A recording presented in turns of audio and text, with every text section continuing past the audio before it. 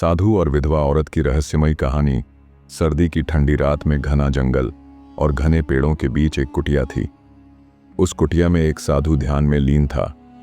साधु की सिद्धियों की चर्चा दूर दूर तक थी। कहा जाता था कि वह भूत प्रेत और तंत्र मंत्र की गहरी समझ रखते थे। एक दिन अंधेरा घिरते ही एक रोती बिलखती महिला उनके आश्रम के द्वार पर पहुंची। वह पूरी तरह भीगी हुई थी, जैसे बहुत देर से बारिश में भटक रही हो। साधु ने अपनी आंखें खोलीं और पूछा, बेटी, कौन हो तुम? इस घने जंगल में अकेले क्या कर रही हो? वह स्त्री कांपते हुए बोली, महाराज, मेरा नाम चंपा है। मैं विधवा हूं। गांव वालों ने मुझे कुलक्षणी कहकर निकाल दिया। अब मेरे पास रहने को कोई जगह नहीं है। कृपया मुझे शरण दें। साधु ने उसे आश्रम में आने की अनुमति दे दी, लेकिन मन में एक अजीब सा संदेह था। रात गहरी हो रही थी और चंपा आश्रम में सुरक्षित महसूस कर रही थी।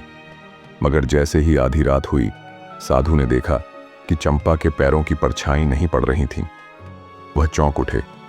उन्होंने तुरंत ध्यान लगाया और अपनी तंत्र शक्ति से उसकी वास्तविकता जाननी चाहिए। कुछ क्षणों बाद साधु गंभीर स्वर में बोले, तू कोई सामान्य स्त्री नहीं है। बता, तू कौन है? चंपा की आंखों से आंसू छलक पड़े।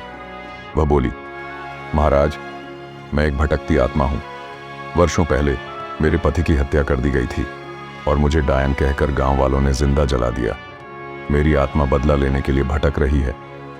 साधु ने मंत्रों का जाप करना शुरू किया। धीरे धीरे चंपा की आत्मा शांत होने लगी। साधु बोले, बेटी, बदले की आग से मुक्त हो जाओ और भगवान का नाम लेकर अपने पापों से छुटकारा पाओ। आंखों में आंसू लिए चंपा ने साधु के चरणों में गिरकर प्रार्थना की और धुएं में बदलकर हवा में विलीन हो गई। अगले दिन जब गांव वालों को इस बात की जानकारी मिली, तो वे साधु के पास आए और अपनी गलतियों के लिए क्षमा मांगी। साधु ने उन्हें समझाया कि किसी निर्दोष पर अन्याय करना सबसे बड़ा पाप है। इस घटना के बाद गांव वालों ने अन्याय के विरुद्ध खड़े होने का संकल्प लिया और साधु अपनी साधना में फिर लीन हो गए। संदेश: किसी भी औरत को अंधविश्वास और समाज के दकियानुसी विचारों का शिकार नहीं बनाना चाहिए। अन्याय का अंत सत्य और सद्गुण से ही होता है। साधु और कुमारी युवती की काम वासना। गौतम बुद्ध की शिक्षाप्रद कथा भूमिका। प्राचीन भारत में एक साधु अपने तप और ध्यान के लिए प्रसिद्ध था। वह एकांत में रहकर साधना करता और सांसारिक मोह माया से दूर रहता। उसकी ख्याति दूर दूर तक फैल चुकी थी। कहानी: एक दिन एक सुंदर कुमारी युवती अपने माता पिता के साथ साधु के दर्शन करने आई। माता पिता ने साधु से कहा, गुरुदेव, हमारी बेटी बहुत चंचल है। कृपया इसे संयम और धर्म का उपदेश दें। साधु ने युवती की ओर देखा। वह असाधारण रूप से सुंदर थी। जब उसने साधु के चरणों में प्रणाम किया, तो साधु के मन में एक क्षण के लिए विकार आ गया। वर्षों की तपस्या के बावजूद उसका मन विचलित हो उठा, लेकिन वह तुरंत चेत गया और अपनी भावनाओं को नियंत्रित कर लिया। युवती ने विनम्रतापूर्वक पूछा, गुरुदेव, मन को विकारों से कैसे बचाया जाए? साधु को समझ में आ गया कि यह प्रश्न केवल युवती का नहीं, बल्कि स्वयं उसका भी है। उसने कहा, बेटी, मन एक चंचल घोड़े की तरह है।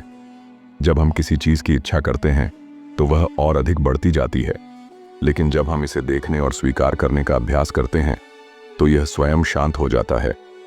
युवती ने पूछा, तो क्या आकर्षण और काम वासना गलत है? साधु ने मुस्कुराते हुए कहा, नहीं, यह गलत नहीं है, लेकिन इसका अतिरेक हमें अंधा कर देता है। जैसे जल में पड़ा सूर्य का प्रतिबिंब असली नहीं होता, वैसे ही कामना का मोह वास्तविक नहीं होता। इसे समझो और इससे ऊपर उठो। गौतम बुद्ध की शिक्षा। जब यह घटना गौतम बुद्ध के पास पहुंची तो उन्होंने कहा, भावनाएं आना स्वाभाविक है, लेकिन उन पर नियंत्रण रखना ही असली तप है। साधना केवल शरीर का नहीं, बल्कि मन का भी संयम है। सीख: इस कथा से हमें यह शिक्षा मिलती है कि मन को संयमित करना ही सच्ची साधना है। इच्छाएं और वासनाएं स्वाभाविक हैं, लेकिन उनके अधीन होकर जीना दुख का कारण बनता है। सच्ची शांति वही पाता है जो अपनी भावनाओं को समझता और उन्हें संतुलित करता है। साधु और कुमारी युवती की काम वासना। एक बौद्ध कथा प्रस्तावना। गौतम बुद्ध के समय एक प्रसिद्ध साधु अपने संयम और तपस्या के लिए जाने जाते थे। वे हमेशा ध्यान में लीन रहते और सांसारिक मोह माया से दूर रहते थे। लेकिन एक दिन उनकी परीक्षा लेने स्वयं कामवासना आई। कथा का आरंभ वर्षा ऋतु में, जब साधु एकांत वन में तप कर रहे थे, तो एक सुंदर युवती अपने माता पिता से बिछड़कर वहां आ पहुंची। वह भयभीत थी और मदद के लिए साधु के आश्रम में शरण मांगने लगी। साधु ने अपनी करुणा से उसे आश्रय दिया और कहा, बेटी, यहां निर्भय होकर रहो, मैं तुम्हारे पिता समान हूं। युवती वहीं रहने लगी। वह साधु की सेवा करती, उनके लिए जल लाती, आश्रम की सफाई करती। धीरे धीरे उसने देखा कि साधु कितने कठोर नियमों का पालन करते हैं। न स्वादिष्ट भोजन, न कोई सुख सुविधा, केवल ध्यान और तपस्या। काम वासना की परीक्षा। एक दिन युवती के मन में जिज्ञासा जागी, क्या सच में साधु के मन में कोई कामुक विचार नहीं आते? उसने एक योजना बनाई। रात के समय वह हल्के वस्त्रों में साधु के कक्ष में गई और बोली, गुरुदेव, मैं ठंड से कांप रही हूं, क्या मैं आपके समीप सो सकती हूं? साधु का उत्तर और बोधि साधु ने मुस्कुराते हुए उत्तर दिया, पुत्री, यह शरीर पंचतत्वों का मेल है। यह क्षणिक सुख के लिए जलता है, परंतु अंततः राख में बदल जाता है। काम वासना एक अग्नि है जो कभी तृप्त नहीं होती। जितना इसे बढ़ाओगे उतना ही यह भड़कती जाएगी। युवती की आंखों में आंसू आ गए। वह समझ चुकी थी कि यह सांसारिक मोह माया उसे केवल बंधन में डाल रही थी। उसने साधु से दीक्षा ली और संन्यास का मार्ग अपना लिया। कथा का सार, काम वासना केवल शरीर की तृप्ति कर सकती है, आत्मा की नहीं। जो इसे वश में करता है वही सच्चा विजेता है। समाप्त। साधु और कुमारी युवती की काम वासना। गौतम बुद्ध की सीख। भूमिका। प्राचीन समय की बात है। एक जंगल के पास एक शांत आश्रम था, जहां एक तपस्वी साधु ध्यान में लीन रहते थे। उनकी तपस्या इतनी गहरी थी कि लोग उन्हें महात्मा मानते थे। लेकिन एक दिन उनकी परीक्षा लेने के लिए एक कुमारी युवती आई, और जो हुआ वह एक महान सीख बन गया। कहानी।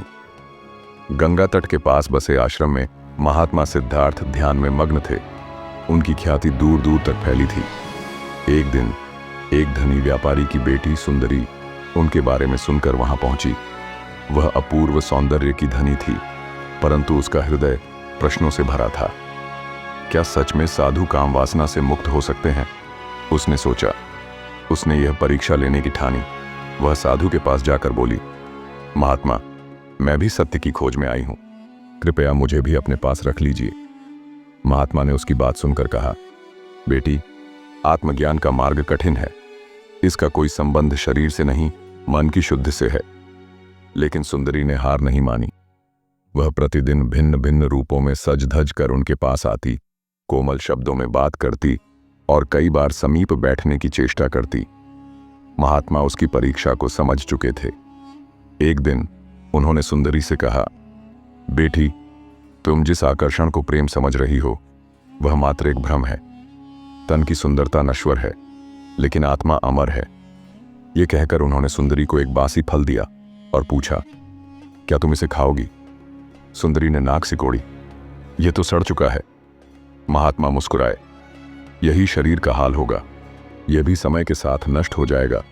जो चीज क्षण भंगुर है उससे आसक्ति क्यों? सुंदरी यह सुनकर शर्मिंदा हो गई और उनके चरणों में गिर पड़ी। उसने अपनी भूल स्वीकार की और सच्चे ज्ञान की ओर बढ़ने का संकल्प लिया। गौतम बुद्ध की सीख।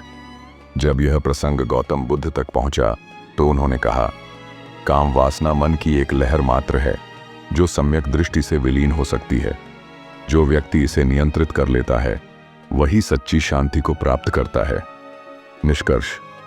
यह कथा हमें सिखाती है कि इच्छाएं और वासनाएं क्षणिक हैं।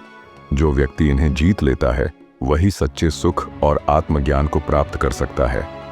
ध्यान दें, यदि आपको यह कहानी पसंद आई तो लाइक करें, कमेंट करें और हमारे चैनल को सब्सक्राइब